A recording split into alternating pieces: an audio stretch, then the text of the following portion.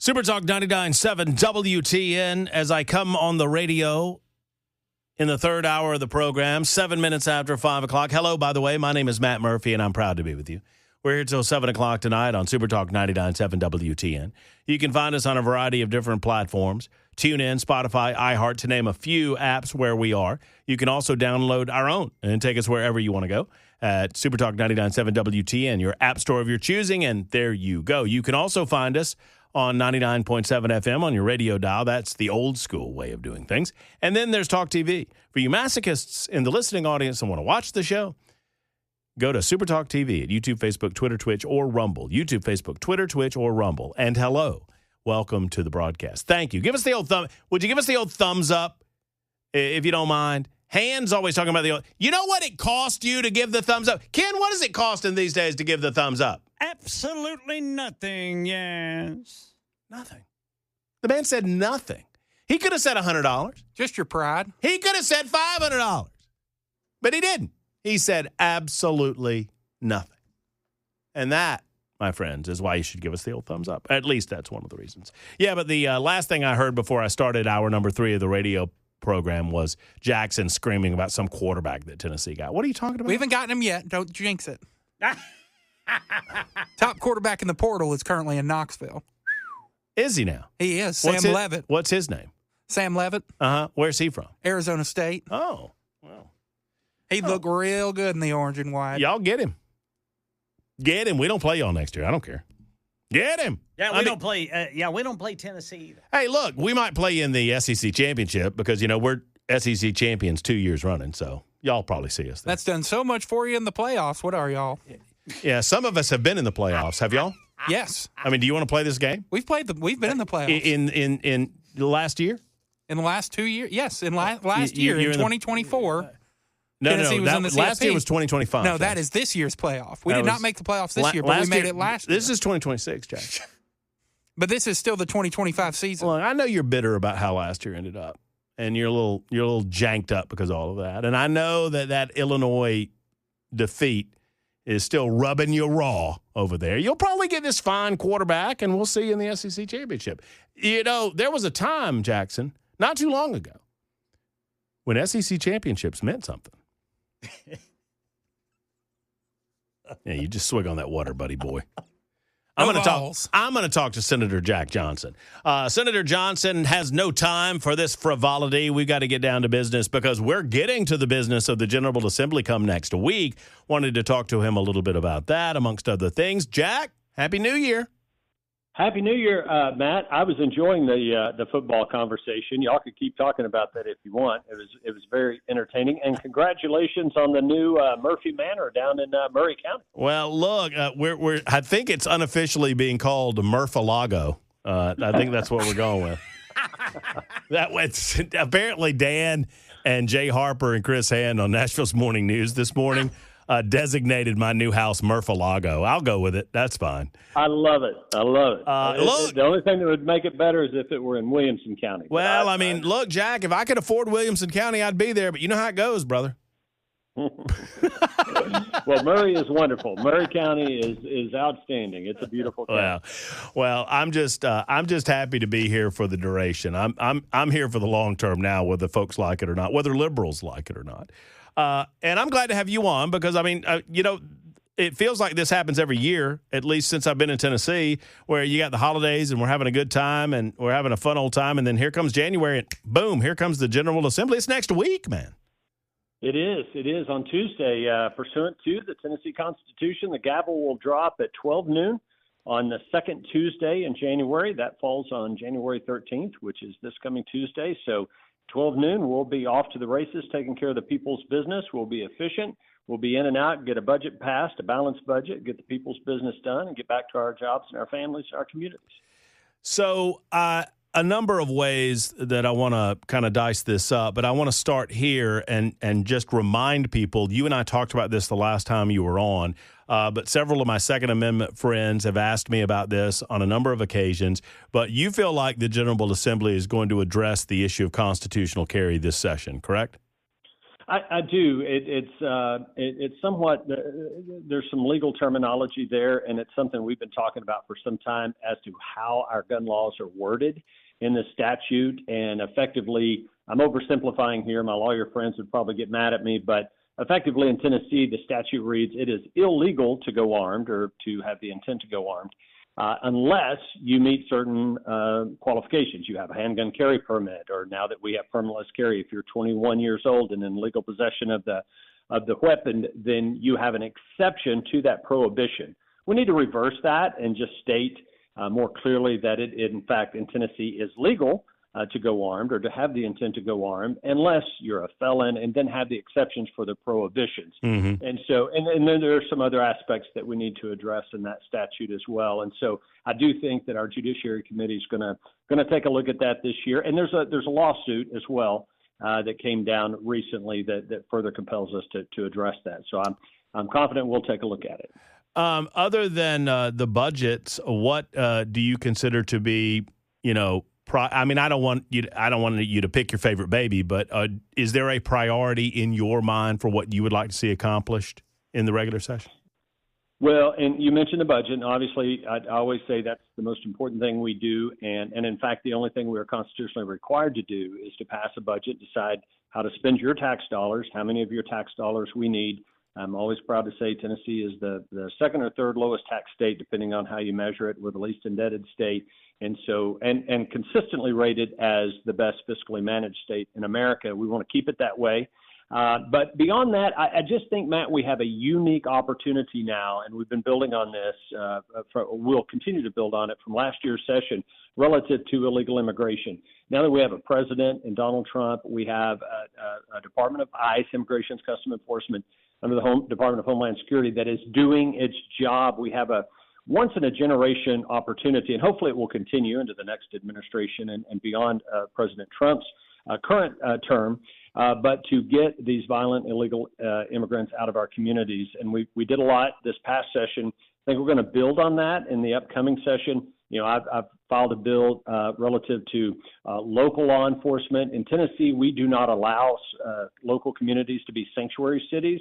A lot of the what you're seeing in Minnesota and California and other states and other cities, blue cities, these are cities where they have literally made it illegal for local law enforcement to cooperate with ICE. And that's leading to some of the horrific things that we've been seeing in recent days and some of the tragedies we've been seeing. In Tennessee, that's not an issue. In Tennessee, we do have cooperative local law enforcement. And but we want to make sure that those who are opposed to whatever ICE is doing are not going to threaten ICE officials or our local law enforcement. I've got a bill relative to doxing or revealing the identities of those people who are doing those types of things.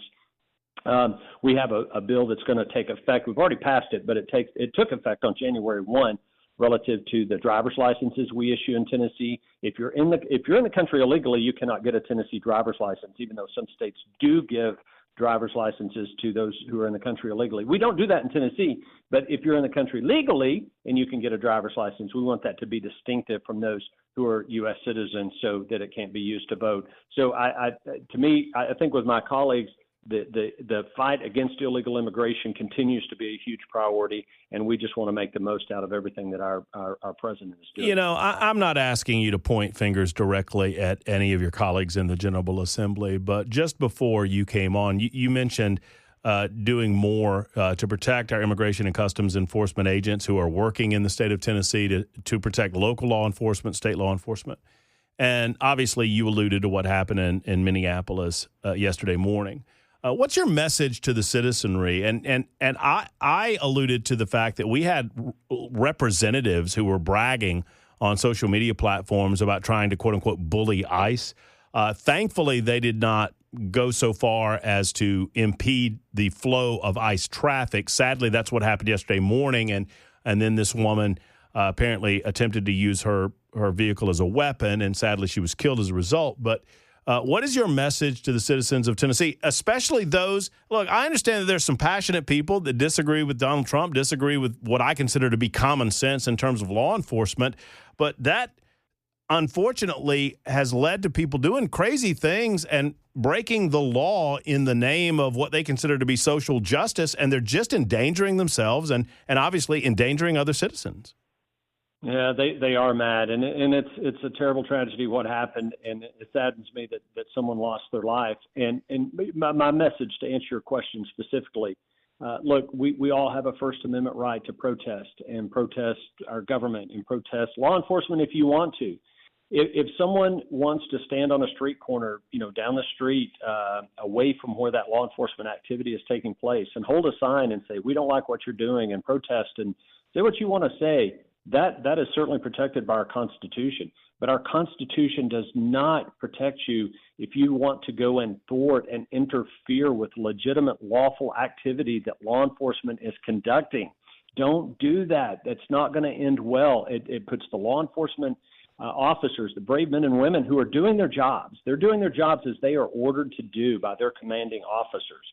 And you shouldn't be impeding what they're trying to do. Protest if you want to protest, but do not interfere. And by all means, if you do have an encounter with a law enforcement official, just do what they say. Do what they say, and cooperate and comply with what the law enforcement officer tells you to do. And if there's an issue and there's a problem, then take it up. Go talk to their superior at a later point. But when that interaction is taking place, just please do what the law enforcement officer says. It breaks my heart to see these incidents where law enforcement officers are issuing a lawful command. You may not like it. You may not like their tone of voice, but it is a lawful order, and just comply. And if there's a matter to be taken up later, that's fine. But I'm just so sad and tired of seeing people get hurt and killed, both law enforcement and people who are interacting with law enforcement. And one more thing, if I could say, Matt, there are millions of law enforcement interactions that take place every day. Yep. Every day. Yep. From traffic stops, and 99.99999% of those are conducted with, somebody. You may walk away mad because you got a speeding ticket or whatever happened. But that's why we have courts to take up those matters.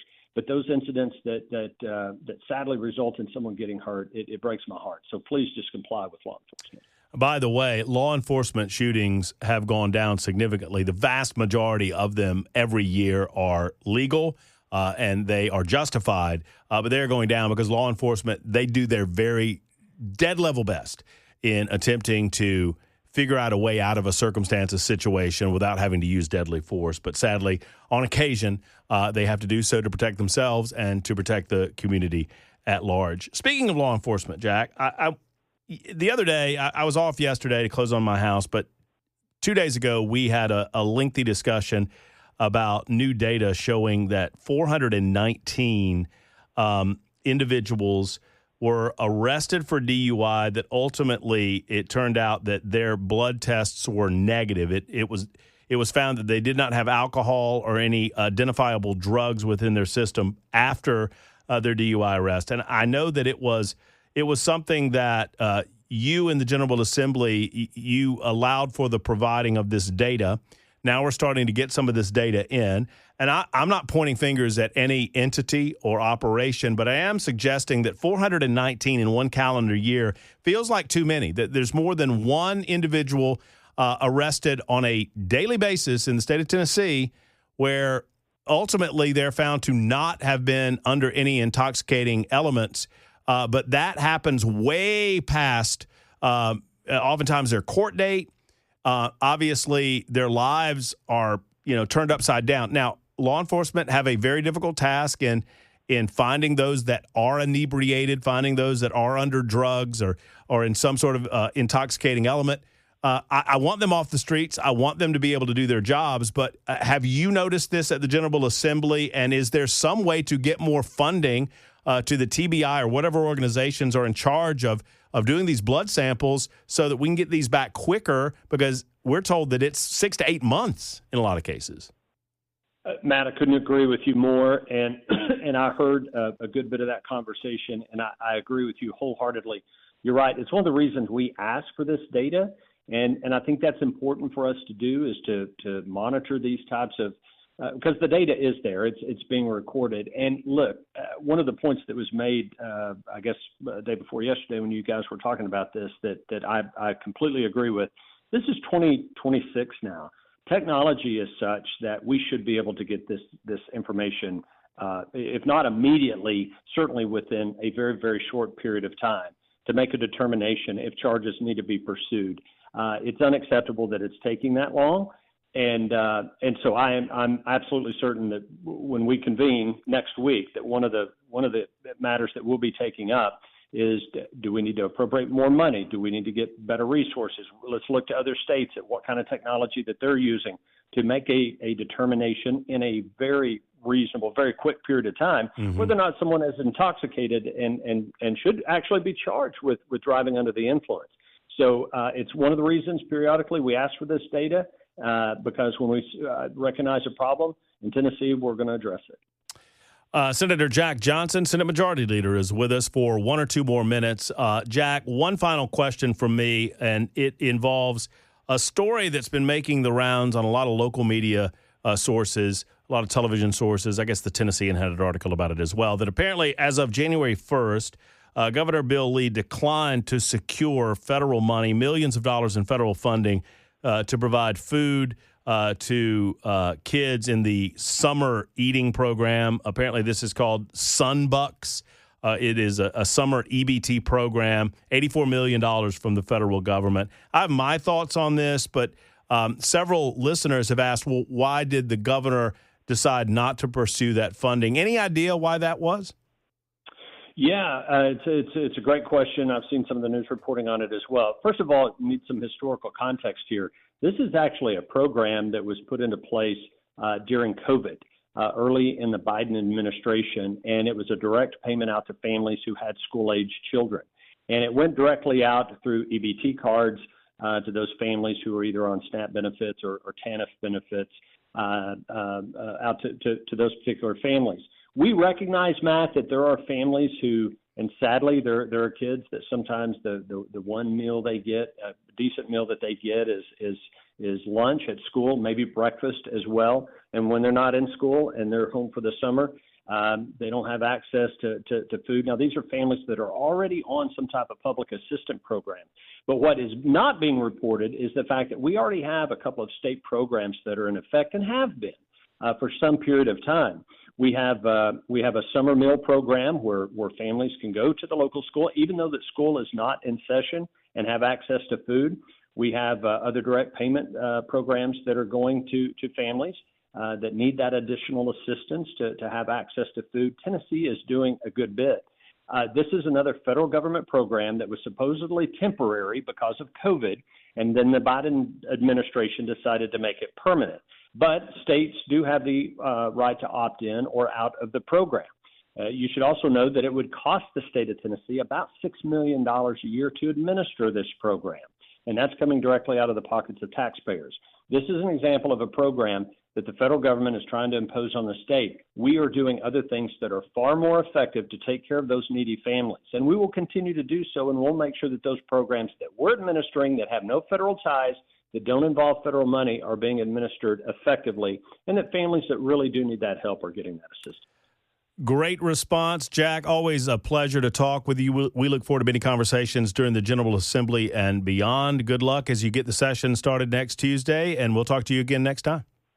Great. Thanks, Matt. All right, take care. Happy New Year to you. There's Senate Majority Leader Jack Johnson, 25 after the hour on Super Talk 99.7 WTN. Super Talk 99.7 WTN. Oh, yes. It's the Matt Murphy Radio Show. Happy to have you. Thank you for being with us. I just got a very, very special message. A very special. I'm meeting all of my new best friends in my new hometown of Mount Pleasant. Mount Pleasant, Venezuela? It's not in Venezuela. It's close right, enough. It's just south of Colombia. It's not much further than where you live. Mount Pleasant, Venezuela. Yeah, it's right just south of Colombia. Not in Venezuela. That is the beating heart of this state, my friend. You think the beating heart of this state's over there in Davidson County? I don't think so, pal.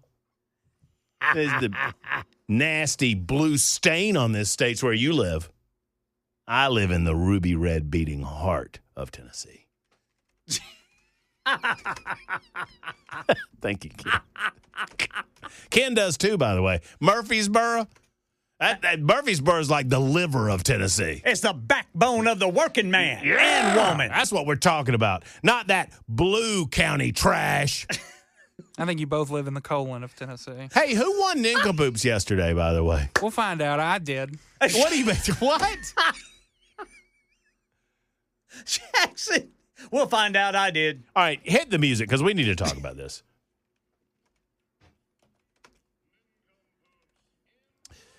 Speaking of nincompoops, I get this a lot, and I don't know what we can do about it, guys. 8355 says, "Hey, Matt, listening to you guys on iHeartRadio again today. 5 minutes of ads, all but one Navy Reserve ad being Super Talk ads. Love you guys, but the announcer's voice is about to drive me nuts." James from SC. SC. What do you think SC stands for? South Carolina. So you think it's South Carolina, Ken? I think so. Could be Southern California. Could be Southern California. Could be South Columbia, Tennessee.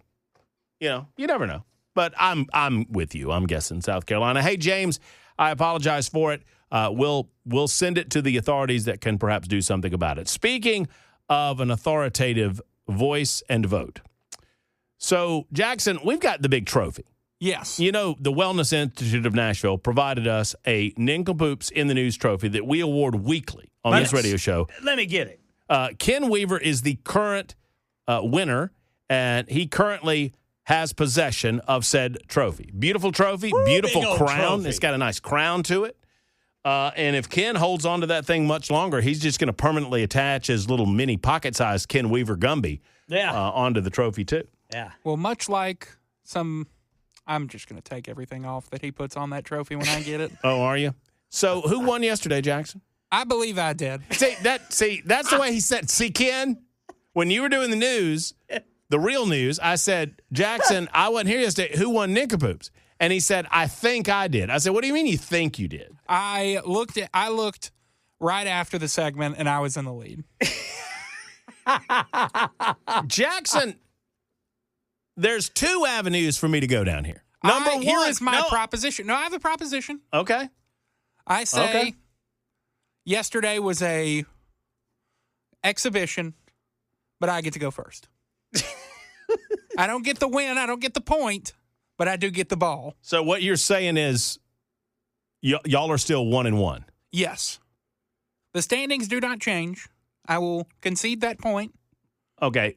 But I will go first. I am taking this under advisement mainly because of what I was about to say is the strong point in what's happening here is that I appreciate your honesty.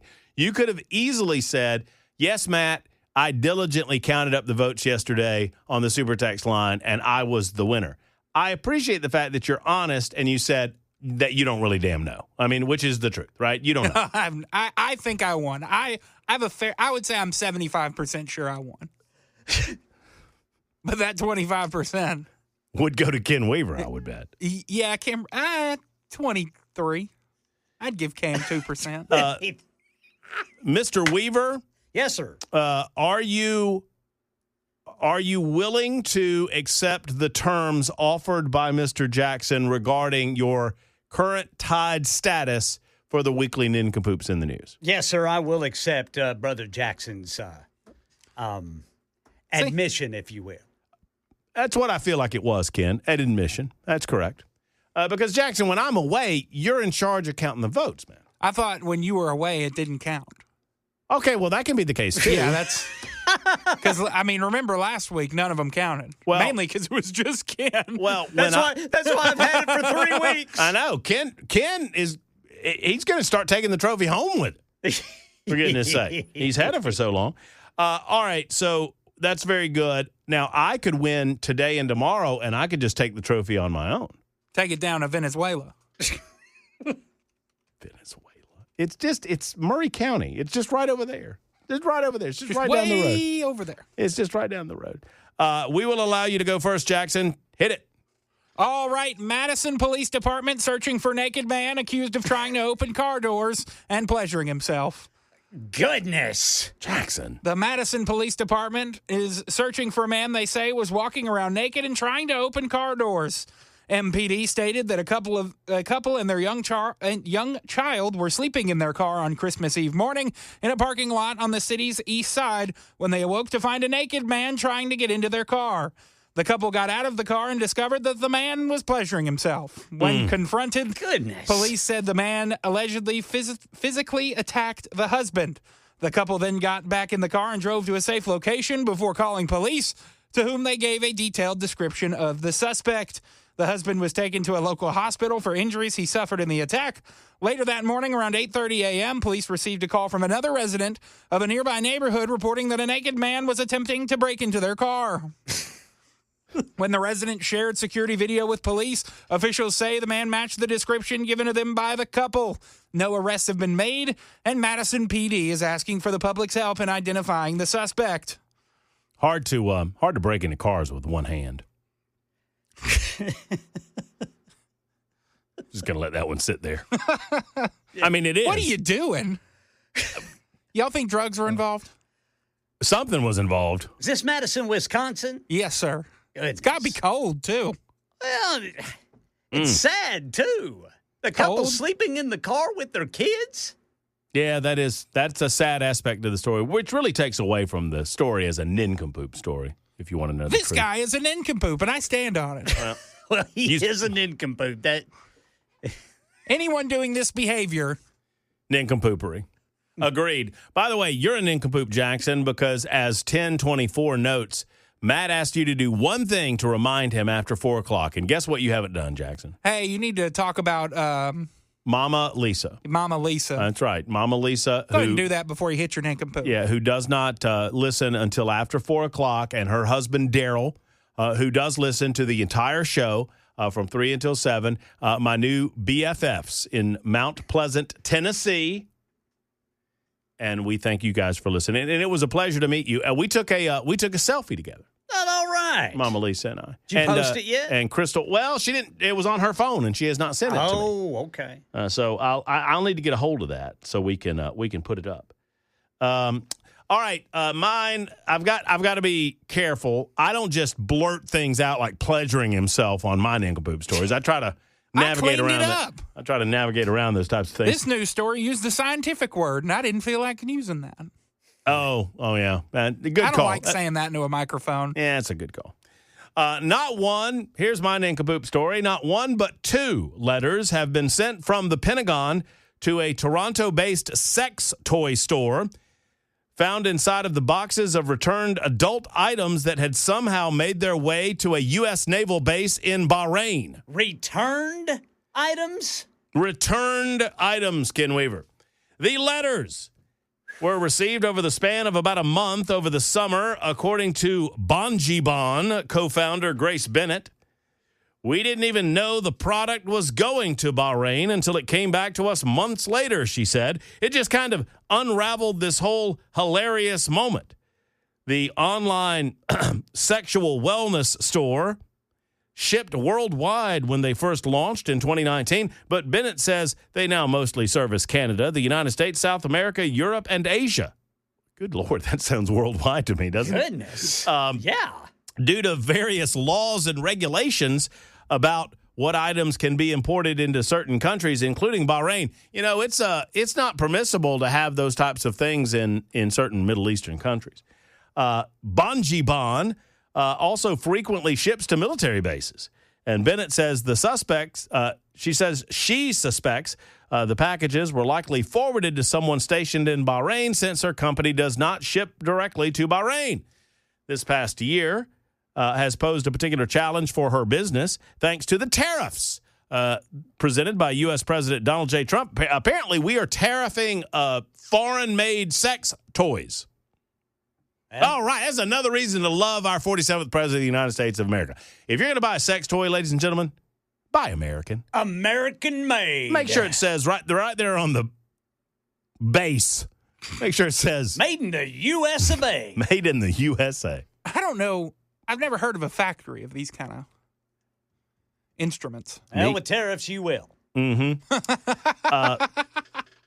According to the owners of this operation out of Toronto, the imposed tariffs are causing some of their business from the United States of America to go downhill. Because of that, Bennett says the items were being held at the border or returned to Bungie Bond's warehouse.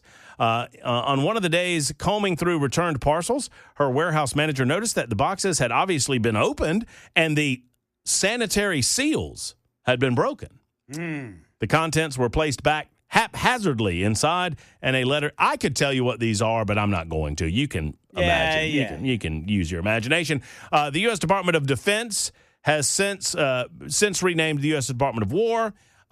Sent a letter to this business stating, during security screening by Bahrain Customs, pornographic material and other devices were discovered in a package addressed to you. This letter is to notify you your parcel has been returned to the sender. So, note to self, do not send adult-themed items to individuals stationed overseas, for they might be in an area of the world that does not appreciate them. I consider everyone involved in this, including the President of the United States, to be an input. Who ordered them? It was a member of our United States military who was stationed in Bahrain. And apparently they might have gotten moved because it was originally shipped to a different location, but then those items were forwarded to their post in Bahrain. And these were confiscated? And these were confiscated. These items, these are, yes. I'm going to try to not do a double entendre here, but yeah. Don't want to get in trouble, Brother Murphy. These items were placed in the rear to be returned. Would you say the customs agent nipped that in the butt? Mm-hmm. Mm-hmm. I mean, I could call them buttholes for returning these items, but I won't. Real stinky move. Nincompoops is what they were. Ken, you're a nincompoop, sir. This is out of New Zealand, boys. A news outfit by the name of RZN. Mm-hmm. Happened right before the new year. Man impersonating police accidentally pulls over cop car. Uh-oh. A man driving a car equipped with flashing police lights pulled over the wrong vehicle in South Auckland on Saturday night. 2 officers driving an unmarked police car were puzzled when a station wagon following them turned on a set of red and blue lights, indicating they should pull over. Inspector Kerry Watson is quoted as saying, "Our officers were perplexed, quickly clocked the car as not police official." I don't know if that's a New Zealand accent. When the legitimate officers stopped their vehicle, the man in the station wagon quickly realized he was facing the real McCoy and unsuccessfully tried to run away. It's bad enough that this person thought it was okay to impersonate a police car, Watson said. It's even worse to see impaired and dangerous driving. The 38-year-old due to appear in court, charged with impersonating a police officer and, here's how they put it over there in New Zealand, excess breath alcohol. Oh. He apparently was 2 times the legal limit there for New Zealand. Excess breath alcohol. Right. Huh. That's an odd way of putting it. Apparently, impersonating police or representing a vehicle as a police vehicle is an offense under the Policing Act that was passed in New Zealand in 2008. Wait, so it wasn't, Yeah, it so I could wasn't pull over a illegal cop? before 2008? Yeah, apparently they had a rash of it, and lawmakers decided to do something about it. They had Not a hell of a lot of people in New Zealand, are there? How many people do you think is in New Zealand? I'm going to say, I don't know. I'm going to say 2 million. 2 million? I'm going to say 2 million. I'm going to look it up. All Isn't right. that where your new house is? It's not that far. You're coming to my home, once we get moved in. If you're willing, I'll float you a couple bucks for gas money. How long's the flight? No flight. You just go down 65 and take a right. Before you know it, you're there. New Zealand. Oh, look, it says New Zealand accent. My phone must have been listening to you. New Zealand population. I missed it. New Zealand's population is around 5.3 to 5.4 million. Well, I'll be. Oh, it's more That's a people. lot of than- people. more I wonder how people. many were pulling over cops. Apparently a lot of them. Yeah, New Zealand, where the men are men and the sheep are nervous. This fella, Oh, God. this fella had clothes on, too. Ken, I'm proud of you. I think people should vote for you for that reason alone. Nope, vote for me. Because he wasn't naked. Because he wasn't naked. That's a rarity in Ken Weaver's Nincompoop Stories. There you go. You can vote for myself, Bahrain Sex Toys. You can vote for Jackson. I've already forgotten his story. Or Ken Weaver, current champion of Nincompoops in the News on Super Talk 99.7 WTN. My story was the naked guy breaking into cars and doing things to himself. Well, not much else to do in Wisconsin, quite frankly. Especially in the winter. Especially in the I bet wintertime. it was cold. Gets dark very early, and I bet it was cold. It's 53 after the hour. Super Talk 99.7 WTN.